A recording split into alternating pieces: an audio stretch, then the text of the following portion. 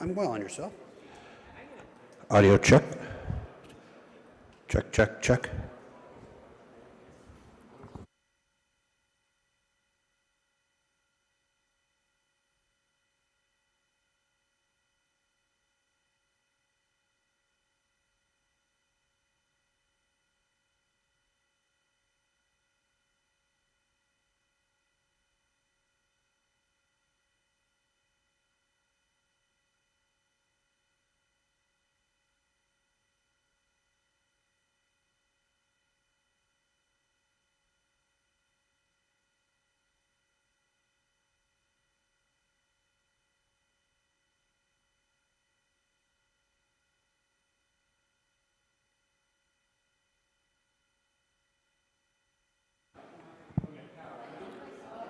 Audio check. Check, check. I tried to use it.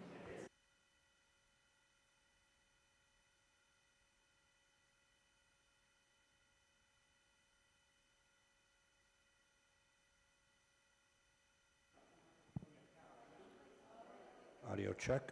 Check, check. Yours, I can't. Test 1, 2. Test 1, 2.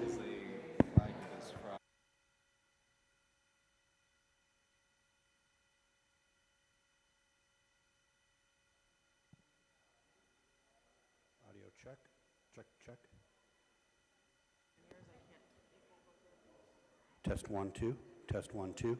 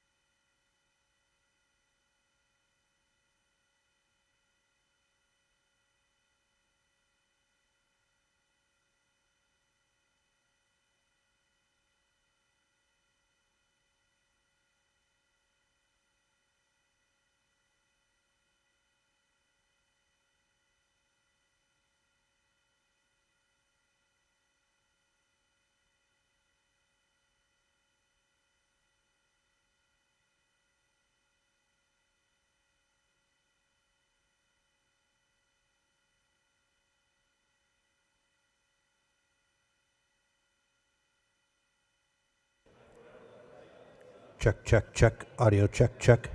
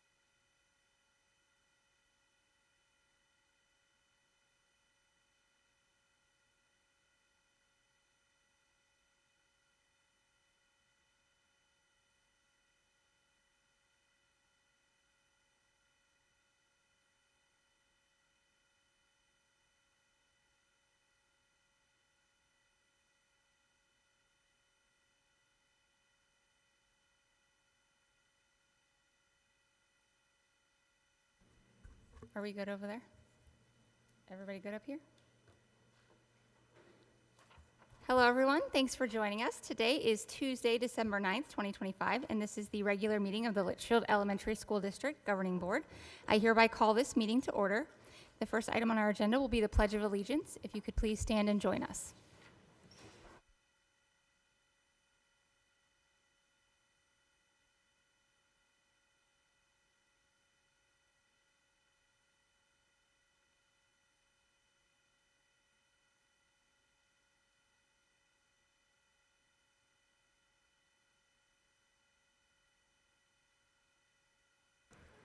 Thank you. We will now take a moment of silent reflection.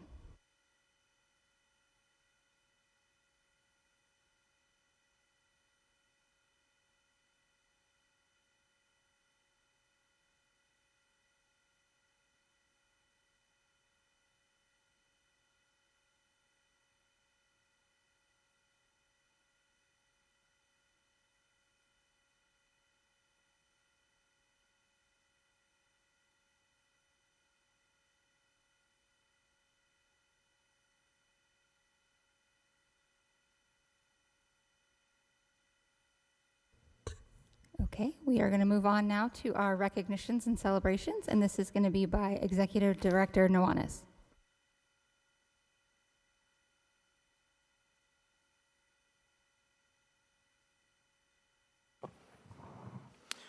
Good evening, President Zaidama, Governing Board members, Superintendent Davidson, fellow cabinet members, and community members, both present and online.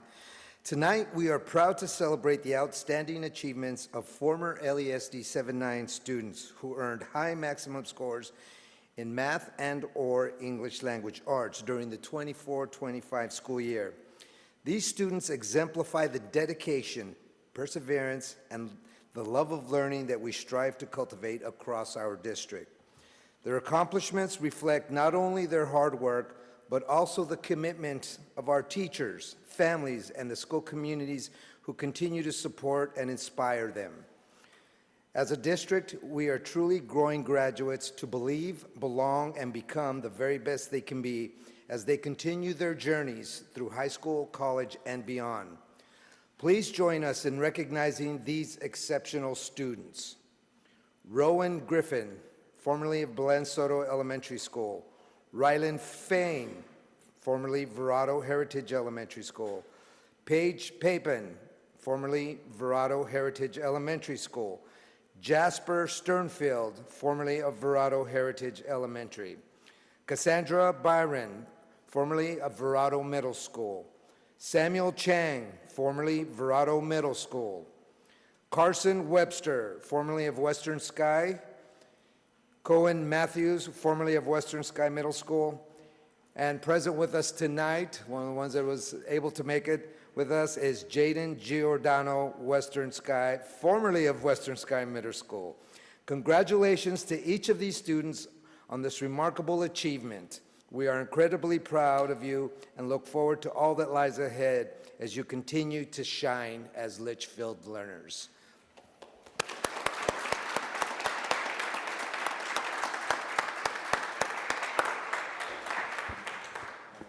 Congratulations, young man. We'll take a quick picture with you.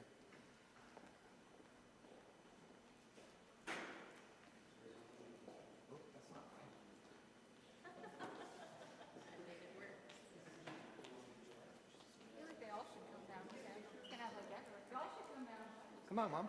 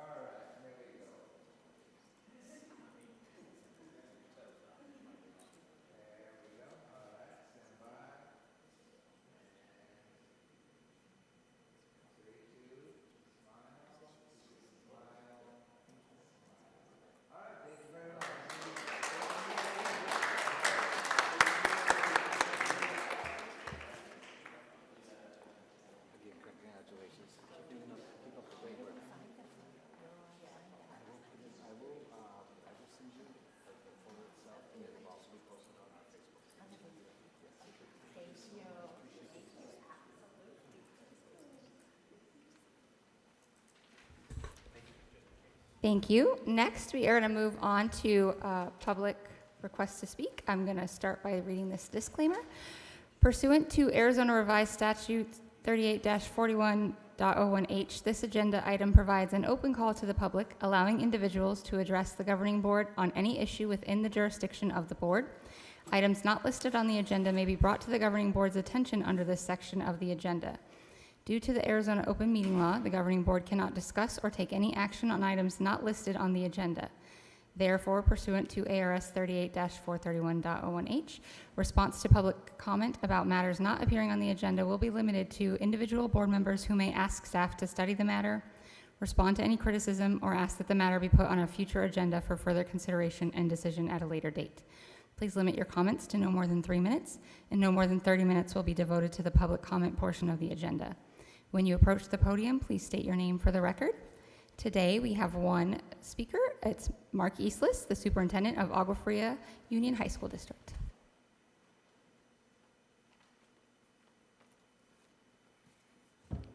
Good evening, President Zaidama, members of the board, Superintendent Davidson, and Litchfield Elementary community. Thank you for having me approach the podium and talk about our Superintendent's Academic Superstars program.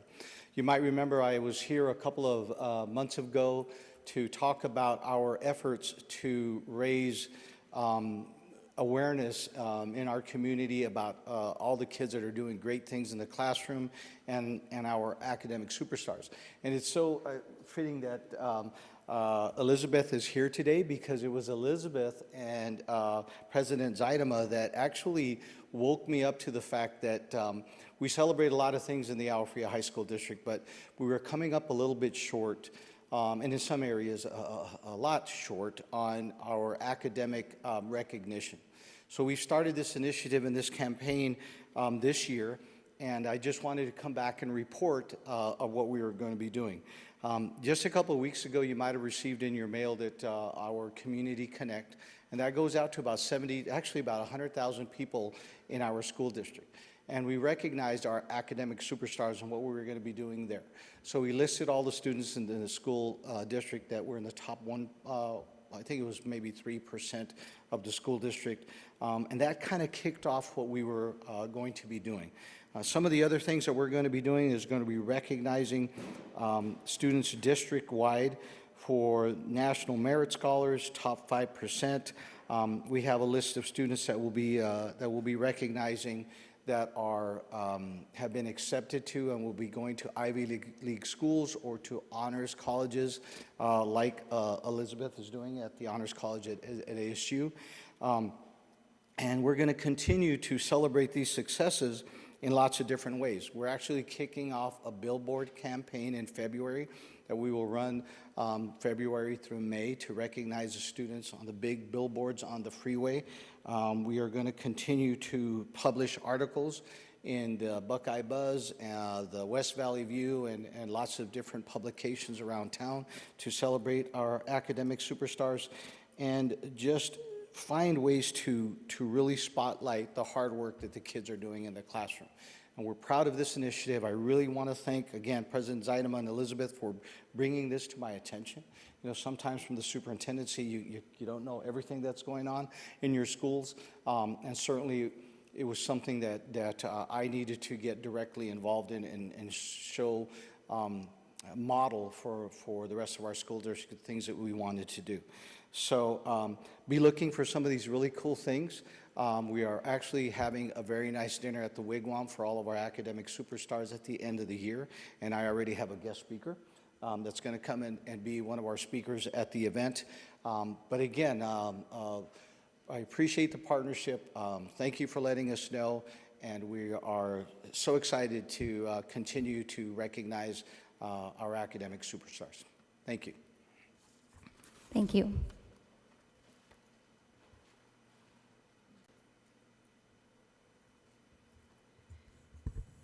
Okay, we are going to move on now to the next item on the agenda, which is the adoption of agenda and consideration of consent agenda. I'll go through and see if anyone has anything they would like to pull off of consent.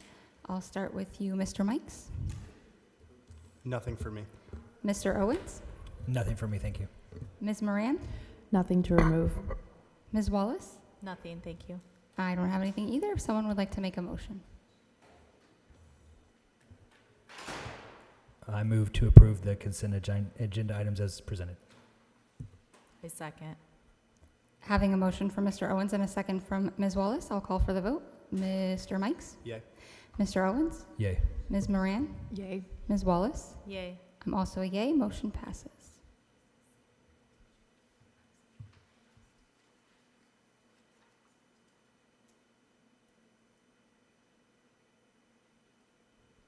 Okay, we're going to move right on to our action items, which we will start with 8.1, consideration and possible adoption of a resolution providing for all matters relating to the sale and issuance of school improvement bonds. This is going to be by CFO Vaughn.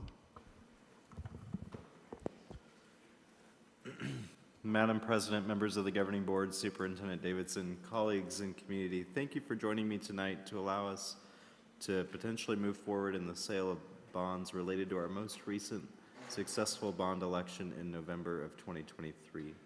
This authorization would allow the district to sell up to the remaining $50 million of authorization.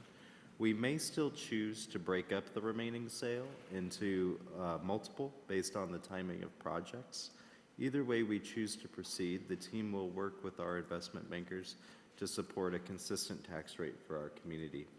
And if we do decide to break it up into multiple sales, we would bring any future sales back to the governing board, just like this one. The attachments on the agenda item include a resolution allowing the district to move forward, related agreements connected to the bond sale process, and disclosures the district will be making to potential buyers of the district bonds.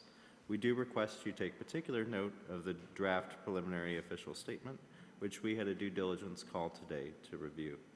This sale will make funding available for all bond program areas such as safety and security, transportation, renovation, technology, and classroom furniture. After tonight, our next step will be meeting with rating agencies and other involved parties to move the process forward. At this time, I'm available to answer any questions you may have. We also have Brian Lundberg from Stifel, the district's investment banker, in the audience as well to help answer any potential questions. Mr. Mikes, did you have any questions? I don't have any questions. Mr. Owens? No questions, thank you. Ms. Moran? I do not have any questions. However, I will note that this is a complicated legal document, even for the best of us. So when I hear you say that you will be keeping the tax rate consistent for our constituents, that's my primary concern. We know that the voters approved the full 100 million, and so for me, I just want to make sure that we are prudent in spreading that cost out so that we don't get angry voters on our hands. So as long as that's being done, which you said it was, then I'm a happy camper. Ms. Wallace? No questions, thank you. I don't have any questions either. If someone would like to make a motion. I move to approve the adoption of a resolution providing for all matters related to the sale and issuance of school improvement bonds of the district, including delegation to the superintendent and CFO of the district to determine certain matters related thereto. I second. Having a motion from Ms. Moran and a second from Ms. Wallace, I will call for the vote. Mr. Mikes? Yay. Mr. Owens? Yay. Ms. Moran? Yay. Ms. Wallace? Yay. I'm also a yay. Motion passes. Next, we will move on to discussion and approval of the fiscal year 26 expenditure budget revision number 1. This will be also by our CFO, Vaughn.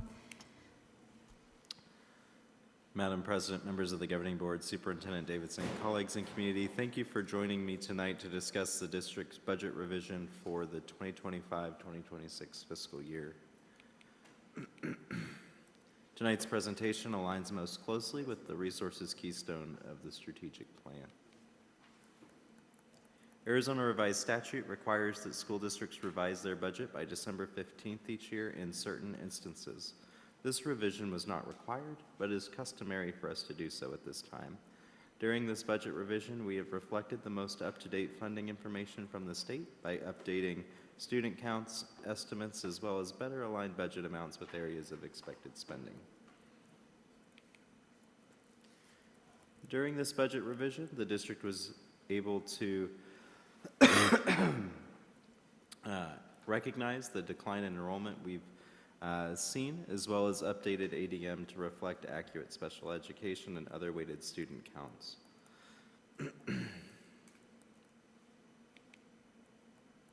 These changes in average daily membership and weighted student counts are increasing the M&O budget by a little over $310,000 compared to the adopted budget in July.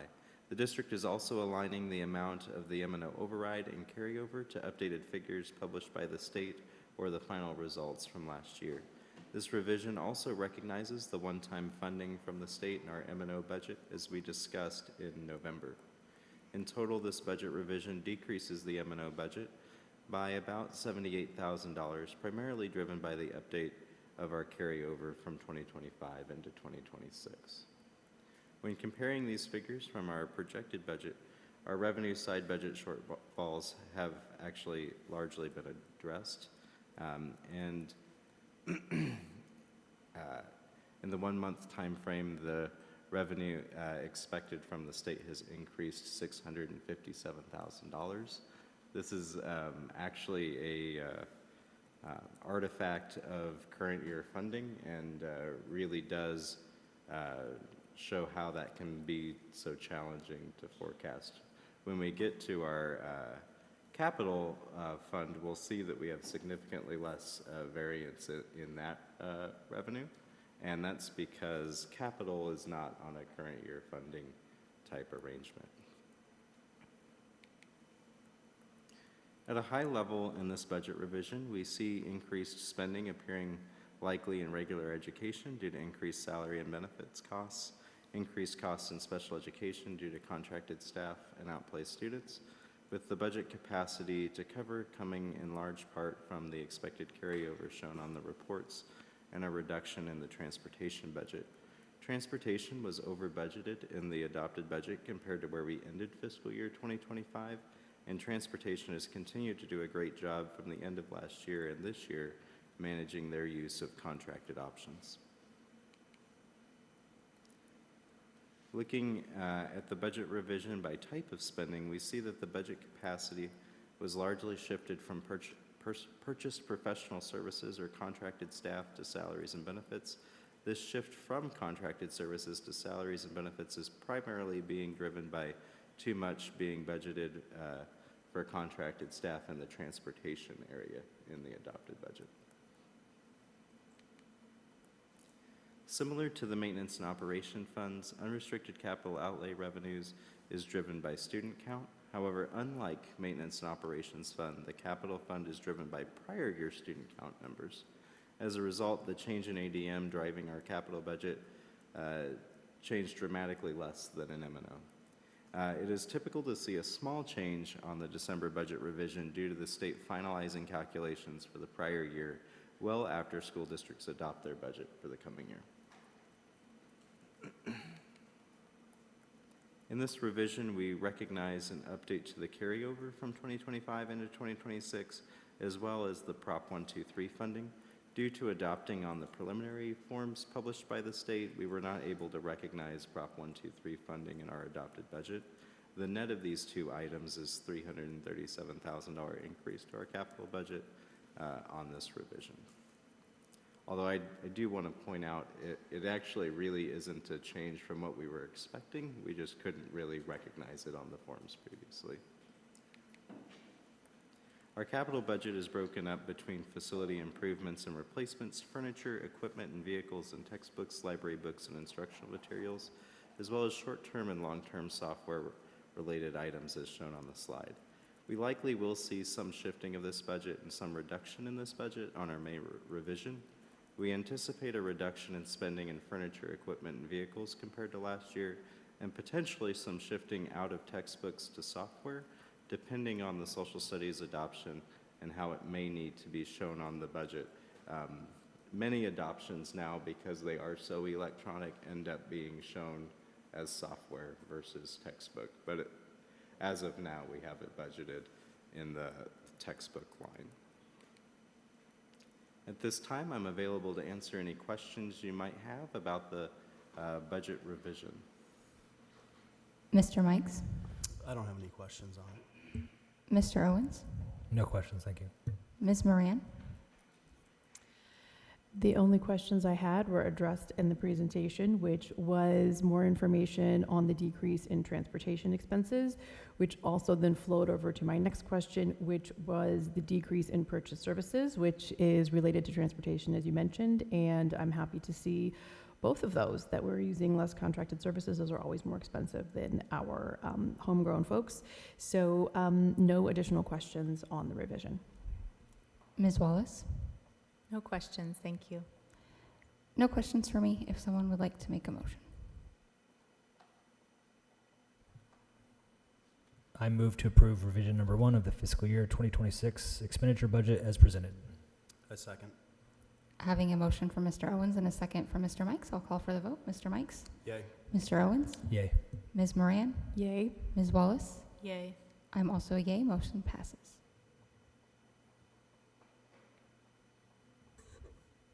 Next, we are going to move on to discuss the ratification of Troy Gilbert Elementary School Liberty Waterline Extension Agreement. This will be by CFO Vaughn. Again, it's just all you tonight. This is such an exciting step forward in our building out of Troy Gilbert. All right, Madam President, members of the Governing Board, Superintendent Davidson, thank you for joining me tonight to discuss and ratify the agreement with Liberty Water for Troy Gilbert's sewer extension.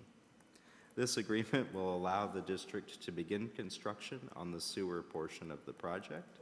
This agreement has been reviewed by District Legal Counsel, and the terms of the agreement are largely driven by state statute. We're available to answer any questions you might have about this agreement. Mr. Mikes? I don't have any. Mr. Owens? None for me, thanks. Ms. Moran? Once again, my only question was addressed in the materials presented, which was, where is this money coming from? And it was included in the initial 3% estimate for utility fees, so that works for me. Ms. Wallace? No questions, thank you. I have no questions either. If someone would like to make a motion. I'll move to approve the ratification of the Troy Gilbert Elementary School Liberty Water Line Extension Agreement as presented. I'll second. Having a motion from Mr. Mikes and a second from Mr. Owens, I'll call for the vote. Mr. Mikes? Yay. Mr. Owens? Yay. Ms. Moran? Yay. Ms. Wallace? Yay. I'm also a yay. Motion passes. You're doing so great tonight. Okay, next we're going to move on to consideration and approval of the 2026 Governing Board meeting schedule. That's going to be by Dr. Davidson. Good evening, Madam President, members of the board, and staff community. Tonight, as an attachment, we have proposed next year's governing board schedule. Certainly, the work on behalf of Ms. Contra is there, and I guess President Adam, we stand for any questions. I know that this was, I guess, a byproduct of the conversation we had earlier this fall around trying to make certain that we have enough meetings to do the work, making certain that our governing board has advance notice of potential meetings, and also having a level of flexibility if needed to modify the schedule to go to one meeting in any given month. So all that feedback was taken, and that allowed us to present tonight for possible adoption for next year's board meeting calendar. So thank you. So I'm going to go through and just check with everybody if there's any conflicts on the dates. Mr. Mikes, did you have a conflict? I just have two conflicts. One is for June 5th, and one is for August 25th. Okay, and June 5th is the superintendent review, right, for end of the year? Yes. So I would like to know from other board members, we can talk about the August one in a moment, but the June 5th one, if he cannot make it, I would prefer us to have everybody at the review. So is there a date that people could make work instead of that? Well, first, Mr. Mikes, is it the whole week? Like, what is bad about? It's the, so starting the 4th, that week, that extended weekend, 4th through the 7th, To the pretty much 7th. is all Okay, planned, so that so Thursday, none of Friday. that. Okay, so it would like need to be the week after potentially, Yeah, it could be after or. or before. It Okay, could be, the Tuesday, the 2nd. okay. The following Friday, the 12th, would be fine for me. I have no conflict with the 12th. Okay, Mr. Owens, the 12th, could you do that? Yes. It's trashed. I mean, that's really important to be home No, for I'm that. good. I'm good with the 12th. Yeah. I'm good Ms. with Moran? As of now, the 12th is clear. Okay, so I'm good on that. So when we make a motion, yeah. When we make a motion, we can try to change that. And then, did anybody else have any major conflicts? Mr. Owens?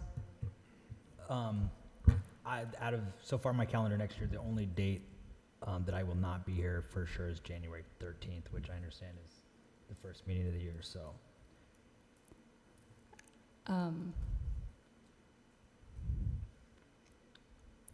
I don't have to be present. Okay, can I ask a clarifying question? Yes, please. Okay, when you're asking when we can't be here, you're asking for either virtually or present. Right, if you cannot attend at all. You can't attend at all, okay.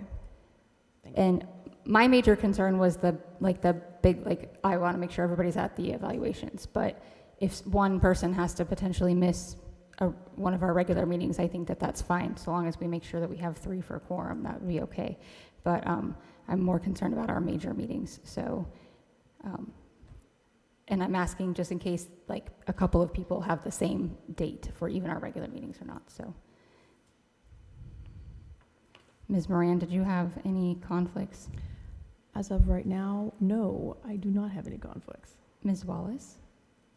I have a couple that I would have to attend virtually, but not a conflict. The only one I may not be able to attend at all would be the September 22nd. So I would like feedback from the board on whether or not we want to move any of those meetings. The 13th is our organizational meeting, so I don't know what you guys think about that. I'm open to feedback from other people.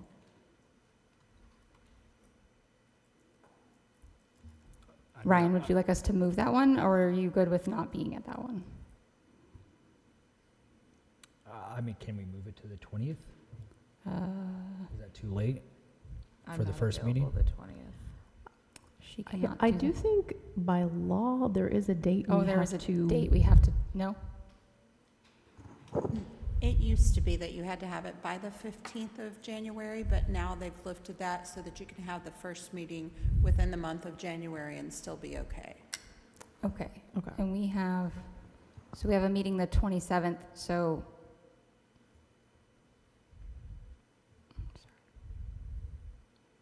Can we do?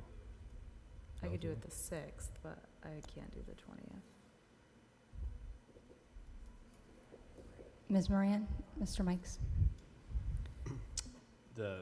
I'm pretty open, honestly, for whatever anybody wants to have, I can accommodate. I cannot do the 6th, but could possibly do the 20th, but if we're swapping one board member for another, then. I would just, I mean, if we're swapping one board member for another, I'd almost just say let's leave it when it is, but, No, I understand. yeah. It's fine. But you said you can't attend virtually? I cannot, no. Oh, you cannot, okay, sorry. No, you're fine. I didn't say that either way. Are you out that whole week, or could we do a different day that week? I mean, our board meetings are on Tuesday. It's fine. I'm back Wednesday, but I don't need to be the holdup.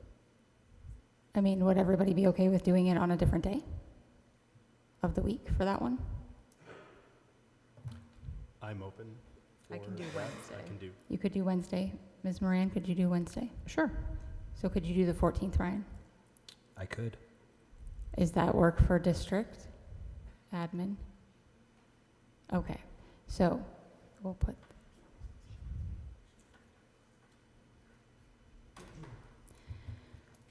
Okay, so I don't have any other conflicts, so everyone, if whoever would like to make a motion to approve the calendar with the change of January 14th being the organizational meeting and June 12th, sorry, yes, to be the superintendent review. I think that's correct.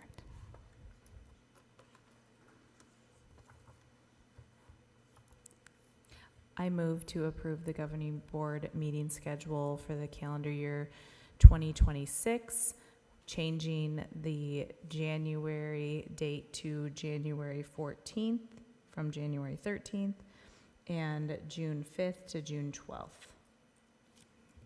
I second. Having a motion from Ms. Wallace and a second from Mr. Mikes, I'll call for the vote. Mr. Mikes? Yay. Mr. Owens? Yay. Ms. Moran? Yay. Ms. Wallace? Yay. I'm also a yay. Motion passes.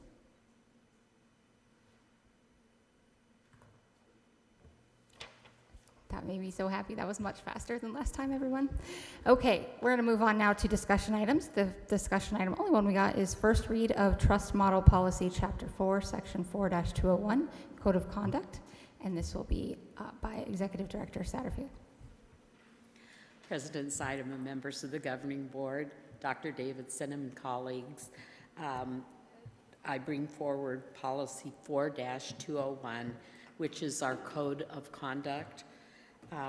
This was reviewed at the same time as our other policies, all the other personnel policies, and was shared with the board prior to the March 25th meeting. However, we inadvertently omitted it during our recent policy review.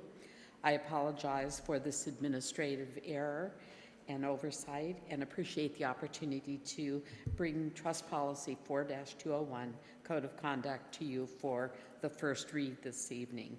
This is a critical policy as it delineates our expectations and prohibitions for our employees so that there's clear understanding of the expectations for conduct in Litchfield Elementary School District.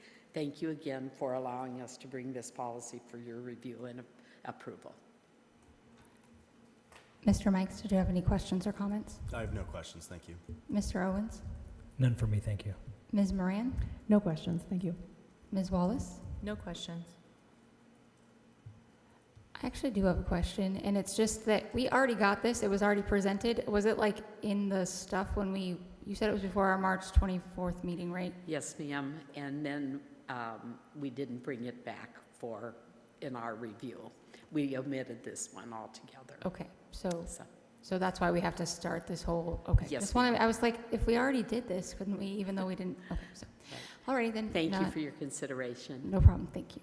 So this will come back next time for approval. Okay, awesome. Well then, we are gonna move on. Oh my gosh, this is great, everybody. We're gonna move on to reports now. We will start with Superintendent Davidson. All right, thank you, President Zeidema and members of the board. So it has been really, really busy over the last 3 days. Ms. Benjamin and Dr. Doozy and I have had a chance to engage in apple pie tours across 3 campuses, 3 days in a row. Barbara Roby, Belen Soto, and finishing today at Wigwam Creek.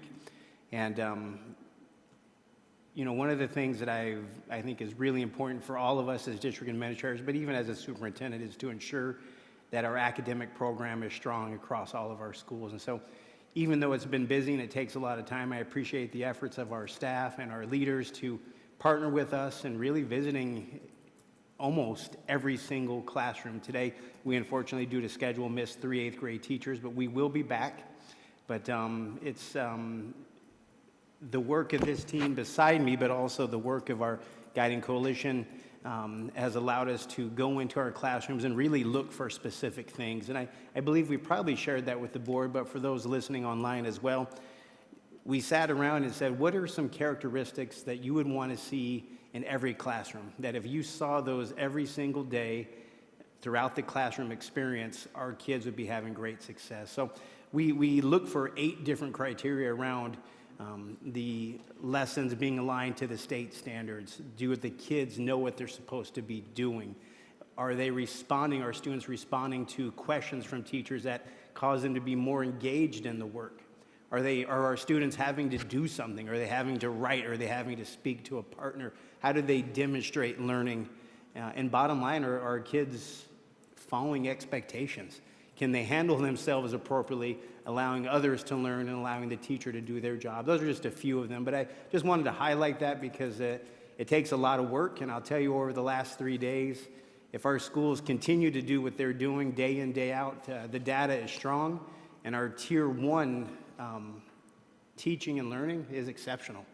And I know you guys have a chance to see that at times, but just want you to know I'm really, really happy, really, really tired, but excited to continue this progress that we're making on the whole concept of student success. So just wanted to share that with our governing board.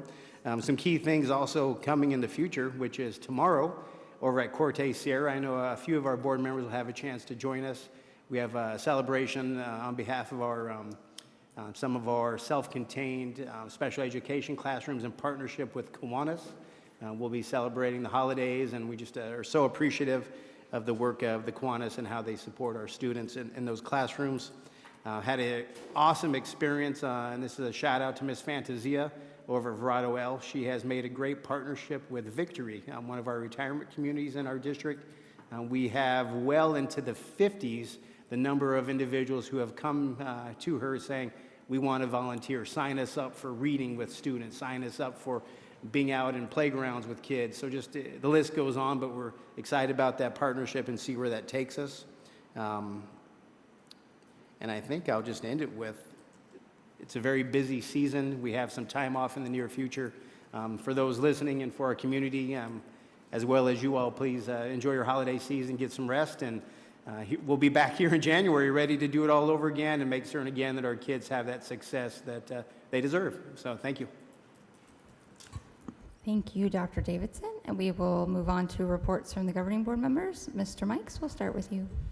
Yeah, my main event that I was able to attend so far since our last visit was getting to go visit Verado Elementary, and just an outstanding school, all the great things that are going on, great leadership, great teachers.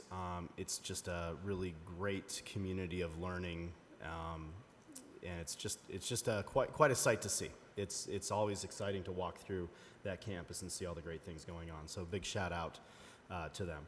And just other than that, just kind of reflecting at the end of the year, I appreciate all of the hard work from our teachers and our staff and our administration as we kind of close out this calendar year and the semester with all the holiday festivities and making all the kids feel important, and making sure everybody's seen and heard at the same time. I mean, all the balls in the air, juggling those around. We appreciate the dedication and the focus that everyone gives here at the district to kind of push through and finish that off and be in a great position to launch off in January when all the kids come back. So that's it for me. Mr. Owens? Since last meeting, I also got to attend 2 showcases, which is my favorite part of all this, just getting to see the kids in the classrooms and forgetting that I was once that little and I could, I guess, function too, just like them. Now they're on computers. I could barely hold a pencil. So did Verado Elementary in Palm Valley, great job. Thanks to Principal Fantasia and Dr. Hill for the hospitality and just going over the, where their schools and are achieving and excelling, and where they, have deficiencies, and they're looking always to constantly improve. And so that's what I think's amazing about these showcases is hearing directly from the principals what they're doing on their campuses and how to maintain and grow and just nurture. And one of the things that was emphasized is the safety amongst the campuses. And we got to talk to a lot of students, and that was one thing that consistently we heard at both campuses was how safe the students feel and how loved they feel by their teachers. So I appreciate that, and happy holidays, Merry Christmas, Happy New Year, everybody. So thanks. Ms. Moran? Yes, similar to my fellow board members, I was able to attend the Verado Elementary School Showcase as well as the Palm Valley Elementary School Showcase this month. Thank you to Principal Fantasia and Dr. Hill for taking the time to highlight the good work that is taking place on your campuses and across your students and teams. It is always a pleasure to see our Litchfield learners and our Litchfield leaders in action. For me, the remainder of December has many festive celebrations on the calendar and some time for rest with family, as Dr. Davidson noted as well. So my holiday wish for you is that you spend time doing what you love with the ones you love. So I'll leave you with lyrics from Have Yourself a Merry Little Christmas, Sinatra's version. Through the years, we all will be together if the fates allow. So hang a shining star upon the highest bough and have yourself a merry little Christmas now. Ms. Wallace? I was able to attend the Palm Valley Showcase, which is where my children go to school. So it was great to be on the campus for a different reason and see them there. I've also, not in a board member capacity, but been attending soccer games at the different campuses as my son plays soccer for Palm Valley. And I am loving seeing the different campuses and fields and kids out playing, and there's usually basketball games going on at the same time, so I've been able to see some of those games in the gyms while I'm there. So I just think that the sports that we are doing as a district are a great enrichment for the kids, and I love seeing everyone involved, the parents on campus, the principals and teachers that are coming out to watch the kids. It's just a really cool environment. So I've been enjoying that this month.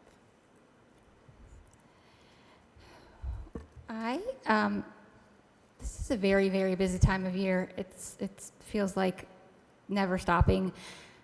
Since our last board meeting, I had 3 more Thanksgiving feasts that I was able to help with and attend at Rancho Santa Fe, Wigwam Creek Middle School, and Barbara Roby Elementary School. Shout out to Mutts on a Mission volunteers that came out to both Rancho and Barbara Roby. They are the highlight of my time of going to Barbara Roby. It's like why I will always want to volunteer at that Thanksgiving feast, because those ladies, and then also Bruce that comes with them, are just the most feisty, fun women I've ever gotten to be around. So I really shout out to them for coming and helping. I was also able to attend the school showcases at Verrado Elementary in Palm Valley. These are really great for us to see the schools and to be reminded why we're doing this and what we're all here for as those kiddos. And also the principals have been really great about digging into here's where we are and here's where we're going, and sharing that information and being totally honest and open with us. And it's been really great to see that. I like the changes that I see in this district as far as people feeling like they can really share the good and the bad and know that they're not going to be attacked for it, that they're not going to be punished or anything like that, that it's just that's how we grow, by acknowledging that we're not perfect in everything and we always have ways that we can do better and be better. So I appreciate all those conversations that we've been able to have, and I also appreciate the students that have also been very open and honest with us as well, but they always are, so they're pretty fun. I have also had regular meetings with Dr. Davidson, which is something that all of us board members make sure to make time to do so that we can kind of keep up to date of what's going on. I also spent my time volunteering at a book fair, at a Roman feast, and lastly, I was able to attend the choir and band concert at Wigwam Creek last week.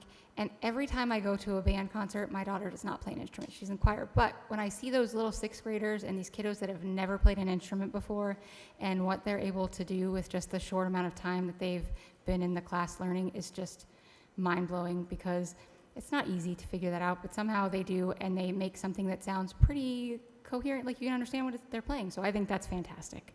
And I shout out to those music teachers for taking that on, especially for middle schoolers, because they're already just a handful. And so trying to also make them make beautiful music with an instrument at the same time, I think is pretty impressive. Lastly, I'd just like to say we are headed into this holiday season that's going to be busy and fun for everyone, but I do hope that everyone takes their time during our break coming up to get refreshed and ready to go, because next semester is going to kick off and we're going to just be go, go, go again. So let's just enjoy this time during the holidays with our family and our friends, and we will do great things again next semester.